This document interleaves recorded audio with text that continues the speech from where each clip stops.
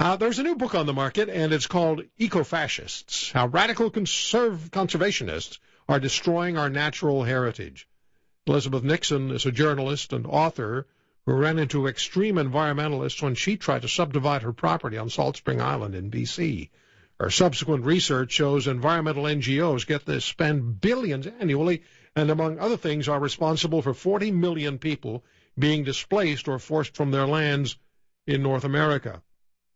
Elizabeth Nickson is a former European bureau chief for Life magazine. She writes for many major international publications, including The Guardian, The Sunday Telegraph, Vogue, Chatelaine, and The National Post. And she joins us on the Roy Green Show on the Chorus Radio Network. Eco-Fascists. That's quite a statement, Elizabeth. I know. It actually, my publisher chose the title because we were just wallowing around trying to work out how to capture all of the book. But I was talking to Patrick Moore, who was one of the founders of Greenpeace a month ago, about the book, and he said that the phrase or the word eco-fascists was coined by Bob Hunter, who was also a founder of Greenpeace, but also their kind of spiritual leader. And he coined the name on the first voyage of the Rainbow Warrior because he was afraid that the movement would turn into the movement it is today, which is largely repressive, it's destructive of the public good, and it's turned, I think, I assert, a bit sociopathic. It doesn't like humans, and it seeks to restrict all their activities. I just want to read a few things from the news release from your book. This is startling. 40 million rural people have been displaced or forced from their lands in North America. 40 million. More than 20 million indigenous people have been driven from their lands in the developing world. The culprits, you write, World Wildlife Fund, the Nature Conservancy, and the UN's Conservation International. Double-digit rural unemployment hovering between 20 and 30% is typical even before the '08 crash. Extreme poverty is skyrocketing. 90% of western forest has been mothballed and is radically overgrown. Many forests are dying of root rot, malnutrition, and pest infestation. Metastatic overgrowth creates weakened immune systems, and the Forest Service estimates between 90 and 200 million acres of forest are at risk of once-in-a-millennium catastrophic fire. More wild animals, birds, and plant species are extirpated in catastrophic crown fires than by any industrial action. That's some of it surprises me, but only the degree, not the fact. Some of it surprises me, some of it frankly does not. Right. Yes. Well, I think there's been a quite a lot of really good evidence-based research and auditing of the effects of the movement since the forests in the Pacific Northwest were shut down by the spotted owl listing in '93. And the Forest Service, their records are public, so you can go into it in Washington and rifle through all their documentation, and they have been cataloging what's going on in their agency. And the Bureau of Land Management has too, but mostly it's the universities in ranching states like Wyoming and Nevada, and, well, there's a half a dozen of them that have really solid state universities, and they have been documenting what's happened to the cleared ranges. And what's happening is that millions of acres have been cleared of cattle, because cattle, of course, are bad, and meat is bad, and there's methane from their cow poop, and that's bad. So, but it doesn't take very long for a preserved grassland to start desertifying. And how that happens is because the center of the continent has always had cloven-hoofed animals that break up the sod. They bring nitrogen and oxygen into the dirt. The ranchers take care of their lands. They have those windmill pumps that bring water up. That water's wildlife. They maintain fences. They get rid of invasive weeds, and also cattle, of course, eat invasive weeds. So those are controlled. But as soon as they're cleared, it starts turning to tumbleweed and sagebrush and juniper and and those invasive shrubs just turn the soil to basically sand.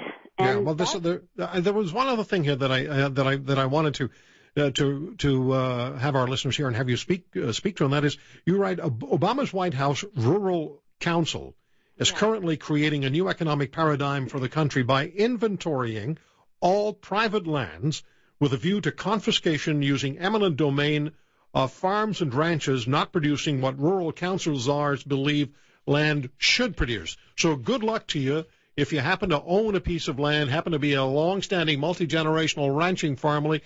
If you don't meet what the Obama czars say you should be meeting, you're done, I guess. Yeah, you're cooked. They can take your land. And that's the plan? That's what rural people fear. Okay. Since it was put in place, and we'll certainly find out in the next 4 years, because he has received a mandate to do what he wants, and he has promised environmental organizations that he has a very strong green program going forward, and they genuinely believe that people are bad for the environment, so they want to get rid of them. It's based on a misreading of science. It's called conservation biology. It was invented in 1978. It was, like a lot of climate science, untested. However, unlike climate science, it was put into practice, and it was codified in all of the. It's happening in Canada too, of course. Although, funnily enough, I did talk to in one county commissioner in Washington State, and he told me that one of his local activists said that if he failed in northeast Washington State, he'd have to go to Canada. So I think for failed environmentalists, they're sent up here, which is so great. We get third-rate activists. Isn't that something to look forward to? Isn't that something to look forward to? You also write, hydroelectric dams, which produce cheap, clean, renewable energy, are being methodically blown up. 4 are slated for destruction in California's Siskiyou County alone. Yeah, that is a terrible thing that's about to happen, and the people of Siskiyou have already been mangled by the shutting down of the 3 national forests. But what's the rationale? I mean, how do they rationalize this? How do they get by? How do they get it done that they blow up 4 dams that provide cheap, clean, renewable energy? Isn't that exactly what the president says he wants? I know. It's absurd, isn't it? It's because nobody notices, and the mainstream media completely ignores this. Rural people have been writing about it in regional press and in regional publishers for 20 years, but no one has managed to break through into the mainstream media. So this goes on virtually without notice. And they've already blown up 925 dams in North America, and they have a stated intention to return the rivers of North America to their original condition. Now, this is an extraordinary civil engineering feat that the Americans and Canadians built with the dam system. It waters farms, it waters ranches, it waters entire communities, but they want all the communities that are in floodplains of major rivers done away with. They want people to move away from that because they feel, and it's mostly based on feeling, Roy, it's not based on reason, that the rivers should be natural, the way they were pre-Columbian, before the white man arrived. Okay, we have less than a minute here. They must really like you. Well, seriously, have you had any issues? Have they tried to make your life difficult? No, they haven't, and certainly we were expecting it. But I don't think my theory about this is that because I've made it personal in the sense that I've told the stories of all of these millions of people that have been broken. Right. They don't want to draw attention to the book because then more people will know what they've actually done. Well, let me just as we wrap up tell our listeners the name of the book. The title of the book is Eco-Fascists: How Radical Conservationists Are Destroying Our Natural Heritage. And it's published by Broadside Books, and Elizabeth Nickson is the author, and that's Nickson. Elizabeth Nickson, Nickson. Elizabeth, thank you for the time. Oh, well, thank you so much, Roy. It was a pleasure. I'll talk to you again, for sure.